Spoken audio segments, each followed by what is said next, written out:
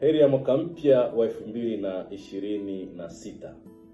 Moja ya ndoto yangu kubwa ni kuona jamii ina uelewa mzuri kuhusu masuala ya kiafya. Na katika kutekeleza hilo, nimekuwa nikiandika vitabu mbalimbali.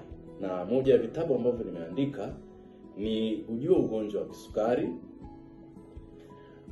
ugonjwa wa homa ya ini, Ujue ugonjwa wa shinikizo la juu la damu,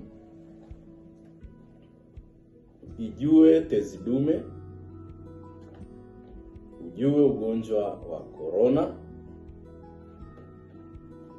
na fahamu matumizi sahihi ya madawa, pamoja na Dream, kitabu cha Dream Live With Now. Ni kitabu ambacho kinaongelea kuhusu namna kufikia ndoto zetu. Kwa kuendeleza sasa kuwezesha watu waweze kufikia ndoto zao, na kwa mwaka huu wa 2026 nimeandaa package ambayo inaitwa 360 Afya Tips. Hii ni kwa ajili ya vijana ambao wana umri chini ya miaka 35. Na ni kwa nini hao vijana wenye umri chini ya miaka 35?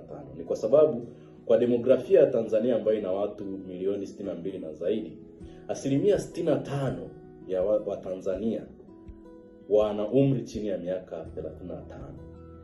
Na kundi hili ni muhimu kwa ajili ya kufikia ile filosofia ya kinga ni bora kuliko tiba.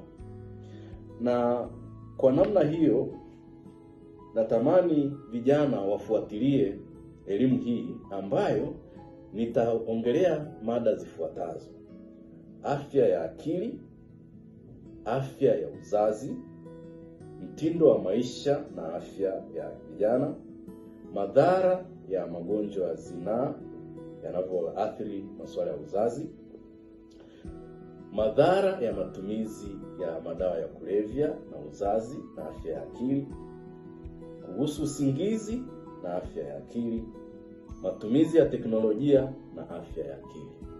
Hizi ni mada kuu ambazo ambako nitakuwa natoa topic za kuongelea kwa siku hizo 360.